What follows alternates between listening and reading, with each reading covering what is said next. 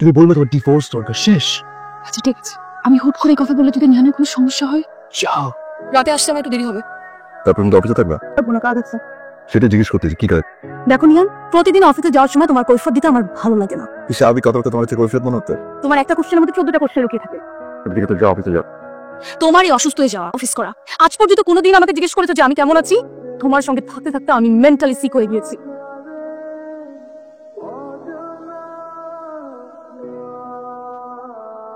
আমি সারাদিন অফিসে কাজ করে বাসায় এসে এখনো ফ্রেশ হইনি। টেবিলে খাবার বার আছে, খাওনি কেন? নিহান, আমার অপরাধটা কোথায়? নিহান, তুমি বুঝতে পারো আমি ক্লান্ত। কোথায় যাচ্ছ নিহান? আমি তোমার সঙ্গে কথা বলছি। খেতে যাচ্ছি। তুমি এমন কেন করছো? কি করেছি আমি? I am fine. আমাকে একটু বেশি দিতে পারবে? ডাক্তার তার বলেনি যে তুমি সারা জীবনের জন্য প্যারালাইজড হয়ে গেছো। তুমি যদি সারাদিন নেগেটিভ চিন্তা করো তাহলে কি হবে? এরকম কত মানুষ আছে যাদের হাত নেই, পা নেই, তারা কি বেঁচে আছে না? আমার তো কাজ করতে হয়। অভিমান করো না, একটু বুঝো আমাকে। লেকচার শেষ। তুমি কি আসলেই সিক? ওঠো।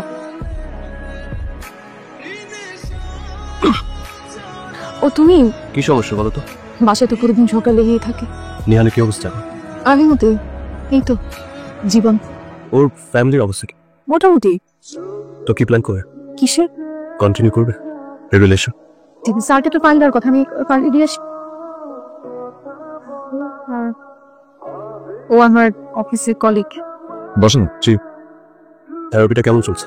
বাহ, আপনি তো দেখছি আমার ব্যাপারে বেশ ভালো খোঁজ খবর রাখেন। আপনি তো আমাদের আইডিয়া। Thank you. তোমার চা? কেমন? মাথাটা পুড়ে গেছে। তুমি ওখান থেকে ভাই চলে আসছে কেন? ভদ্রতা তো একটা ব্যাপার আছে, তাই না? ও আচ্ছা আচ্ছা, ভদ্রতা। আমি জানতাম তুমি এরকম একটা কিছু বল। তো তোমাদের কি অফিসের আলাপ শেষ হয় না? বাসা নিয়ে আসতে হয়? সারাদিন কি বাসার মধ্যে মাথায় এগুলো নিয়ে তুমি বসে থাকো?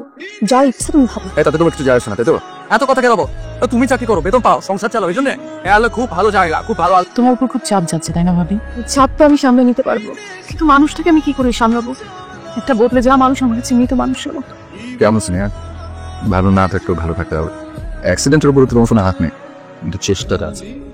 আর রুনার সাথে তোমার সময় এমন কেমন যাচ্ছে? না না না, এটা কোনো সংসার না, জীবন এমন হয় না। আর কোনো ঝগড়া না। ওকে, এখন থেকে শুধু উঠে দাঁড়ানোর চেষ্টা।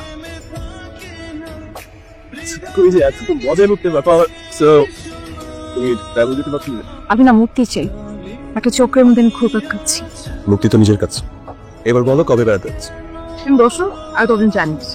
রুনা, আমি তোমার বড্ড বেশি প্রেমে পড়ে গেছি। চলো ঘুমাবে। তুমি চলো ঘুমা। আর ঘুম আসছে না, কি করবো? কেন যে জিদ করছো? তুমি কেন শাস্তি দিচ্ছ? কোনটা শাস্তি? অফিসের করে বাসা নিয়ে এসে হাসি ঠাট্টা করো, এটা আমার জন্য শাস্তি না? আচ্ছা নিহান, তুমি তো আমাকে চেনো না, সহজটাকে সহজভাবে দেখতে শিখো। আমার কি করা উচিত বলো তুমি? এবার আসছো পয়েন্ট। যা হবার সেটাই হবে, যা ভাবার ভেবে ফেলো। তোমার সঙ্গে আমার কথা হচ্ছে না। তুমি কিছু বলতে চাচ্ছ? না। কেন জানি মনে হচ্ছে তুমি কিছু একটা বলতে চাচ্ছ, বলে ফেল। মার বাসা যাবে?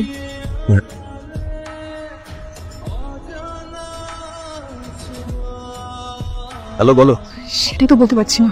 আয়নার সামনে যাও, তারপর নিহানের কাছে। তুমি একটু আসো না। আচ্ছা আসছি।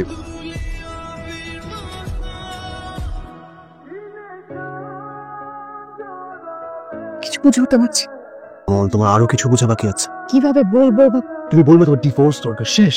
আচ্ছা ঠিক আছে, আমি হুট করে কথা বলে যদি নিহানের কোনো সমস্যা হয়, যাও। বাড়ি যাবে না? আসি, রাতটা অনেক হলো। আপনার সাথে আমি কথা বলবো। আপনার সাথে কাল যোগাযোগ করবেন। আপনি বলুন বাড়ি যাবেন। তাহলে একদম আমার আলাপ শুরু করি। অবশ্যই, তো তার আগে আমার কিছু কথা আছে। আমি জানি গত 6 মাস তোমার প্রতি ঠিক আছে, আমি হলে হয়তো পাগল হয়ে যেতাম, কিন্তু তুমি যেভাবে শক্ত হাতে এই সংসার আর আমাকে সামলেছ, আমি হলে পারতাম কিনা জানি না। স্ত্রী হিসেবে তোমার কষ্টটা আমি বুঝি। তো বিশ্বাস করো, আমি না এমন একটা জায়গায় ছিলাম, আমার পায়ের নিচের মাটি, আমার পায়ের শক্তি সবকিছু হারিয়ে একটা জীবন্ত মৃত মানুষের মুখে হুইল চেয়ারে ঘুরে বেড়াচ্ছেন। সম্পর্ক যাই হোক না কেন, একটা মানুষ যখন পঙ্গু হয়ে যায়, সে আসলে বোঝাই হয়ে যায়। আর ওই পঙ্গু অসহায়ত্ব জীবনটা যখন আমি মেনে নিচ্ছিলাম, ঠিক তখন সৃষ্টিকর্তা আমার ও জীবনের সমাপ্তি ঘটিয়েছেন। আমি এখন নিজের মার সাথে দেখা করতে যাচ্ছি। এই বাসা যাবে, আরেকটু ভালো, আরেকটু সময় না, তারপর যান।